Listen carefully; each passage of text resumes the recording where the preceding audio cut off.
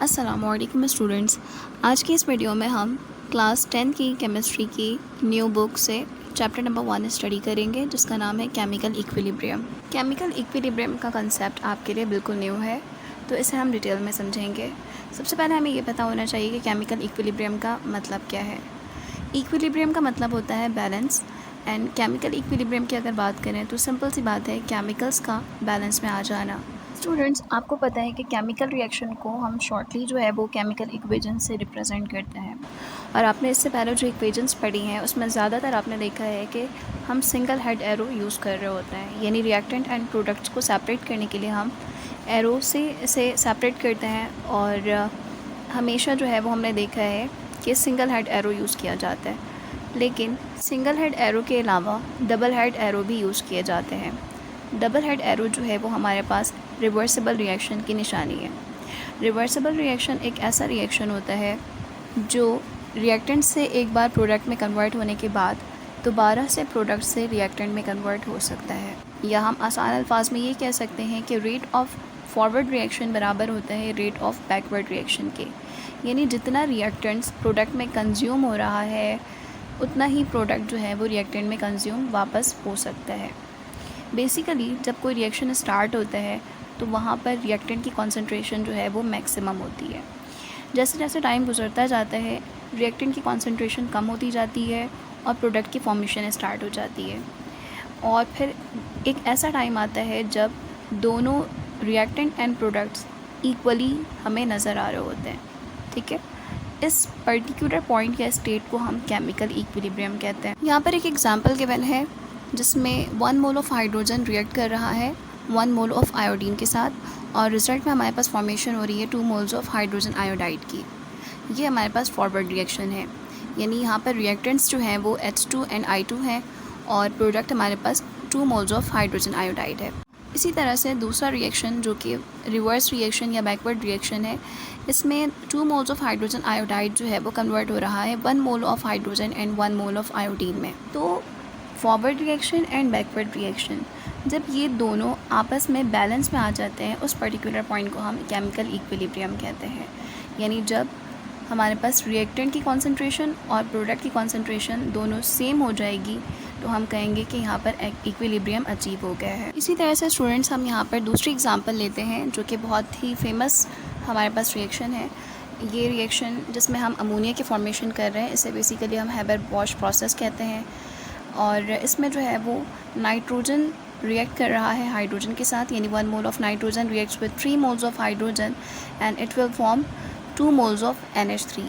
लेकिन ये जो फॉर्मेशन हुई है ये डबल हेड एरो के साथ रिप्रेजेंट की गई है, यानी यहाँ पर कम्प्लीटली N2 और हाइड्रोजन जो है वो कंज्यूम नहीं होंगे, और हम ये नहीं कह सकते कि 100% जो है ये कंज्यूम हो गया और हमारे पास जो है 100% प्रोडक्ट की फॉर्मेशन हो गई, यानी NH3 हमारे पास बन गया है। क्योंकि जैसे जैसे रिएक्टेंट यानी कि नाइट्रोजन और हाइड्रोजन जो है वो कंज्यूम होते जाएंगे और अमोनिया की फॉर्मेशन होती जाएगी, तो ये साइमल्टेनियसली ये रिएक्शन बैकवर्ड भी शिफ्ट होता जाएगा, यानी अमोनिया जितना बनता जाएगा आहिस्ता आहिस्ता वो दोबारा से बैकवर्ड शिफ्ट होकर नाइट्रोजन एंड हाइड्रोजन की फॉर्मेशन करता रहेगा।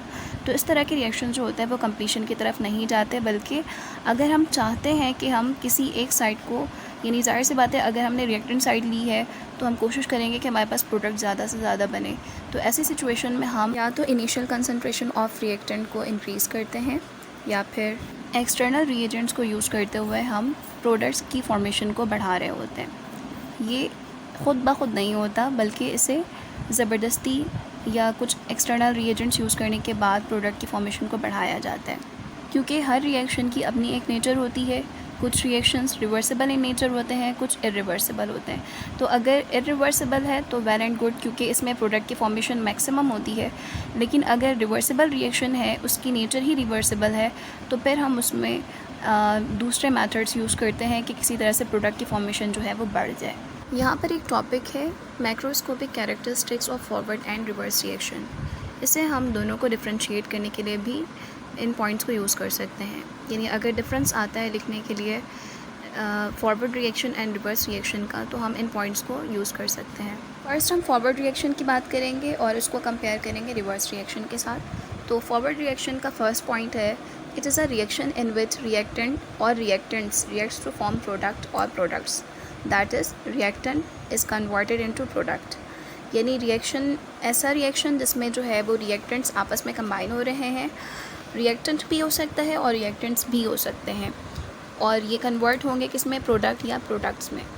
इसी तरह से रिवर्स रिएक्शन में फर्स्ट पॉइंट है, it is a reaction in which products reacts to form reactant और रिएक्टेंट्स.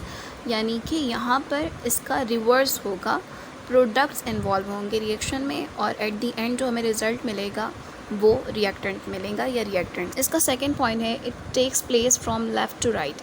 यानी कि रिएक्टेंट साइड से स्टार्ट करते हैं, रिएक्टेंट हमेशा लेफ़्ट पर लिखते हैं, तो रिएक्टेंट से स्टार्ट होगा लेफ़्ट से, और राइट हैंड साइड यानी प्रोडक्ट पे ख़त्म होगा. इसी तरह से रिवर्स रिएक्शन या बैकवर्ड रिएक्शन का सेकंड पॉइंट है, it takes place from right to left. यानी कि राइट मीन्स प्रोडक्ट साइड से स्टार्ट होगा और ये रिएक्टेंट साइड यानी लेफ़्ट हैंड साइड पर ख़त्म होगा. लास्ट पॉइंट है, rate of reaction slow down gradually. इसका मतलब ये है कि जैसे जैसे टाइम आगे बढ़ता जाएगा रिएक्शन का, तो रिएक्टेंट जो है वो हमारे पास कम से कम होता जाएगा.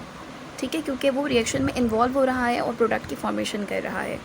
इसी तरह से रिवर्स रिएक्शन की अगर बात करें, तो रिवर्स रिएक्शन में बताया जा रहा है कि rate of reaction increase with the passage of time. यानी कि जैसे जैसे टाइम आगे बढ़ता जाएगा तो हमारे पास प्रोडक्ट की फॉर्मेशन जो है वो बढ़ती जाएगी. ठीक है जनाब, तो इसमें जो है यही 3 पॉइंट्स को डिस्कस किया गया है. इसके अलावा केमिकल इक्विलिब्रियम की कुछ कैरेक्टरिस्टिक्स होती हैं जिन्हें वन बाय वन हम देखेंगे. सबसे पहले आता है क्लोज सिस्टम. यानी हमारा सिस्टम ओवरऑल क्लोज होना चाहिए, कोई भी एडिशन नहीं होनी चाहिए, ना तो रिएक्टेंट साइड पर ना ही प्रोडक्ट साइड पर, और ना ही ऐसा हो कि हम ड्यूरिंग रिएक्शन जो है वो हम रिएक्टेंट या प्रोडक्ट को उसमें से निकाल रहे हों. अगर हम किसी भी साइड पर एडिशन या सब्ट्रैक्शन करते हैं अमाउंट की, तो इससे इक्विलिब्रियम पे फ़र्क पड़ता है. इसके अलावा rate of forward reaction and backward reaction दोनों सेम होने चाहिए, क्योंकि अगर किसी भी एक साइड पर रिएक्शन का रेट जो है वो अगर ज़्यादा होगा तो इक्विलिब्रियम उसी तरफ शिफ्ट हो जाएगा. इसके अलावा कुछ कैरेक्टरिस्टिक्स होती हैं जिन्हें मैक्रोस्कोपिक प्रॉपर्टीज़ या कैरेक्टरिस्टिक्स कहते हैं. उन्हें कांस्टेंट होना चाहिए, यानी ओवरऑल रिएक्शन के दरमियान उसे एक जैसा होना चाहिए. यानी ऐसा ना हो कि जो हमने रिएक्टेंट या प्रोडक्ट लिया है उसकी डेंसिटी, विस्कोसिटी, उसके पीएच या कॉन्सेंट्रेशन वगैरह में फ़र्क आ रहा हो. इसके अलावा सबसे अहम चीज़ ये है कि ओवरऑल रिएक्शन के दरमियान जो है वो temperature, pressure, volume and concentration same हो. कॉन्सेंट्रेशन दोनों साइड की, यदि रिएक्टेंट एंड प्रोडक्ट दोनों की बात हो रही है, उसे सेम होना चाहिए, क्योंकि इन सब का जो है वो केमिकल इक्विलिब्रियम पे बहुत ज़्यादा इफ़ेक्ट होता है. अगर टेम्परेचर बढ़ाएंगे तो हो सकता है कि केमिकल इक्विलिब्रियम जो है वो किसी एक जानब शिफ्ट हो जाए. इसी तरह से प्रेशर एंड वॉल्यूम का भी है. इसके अलावा कैटलिस्ट जो है वो हम यूज़ कर सकते हैं, और कैटलिस्ट जो है उसका कोई ख़ास रोल नहीं होता. वो इसलिए क्योंकि कैटलिस्ट का इफ़ेक्ट जो होता है वो रिएक्टेंट एंड प्रोडक्ट दोनों साइड्स पर होता है, तो ओवरऑल जो है वो केमिकल इक्विलिब्रियम डिस्टर्ब नहीं होता.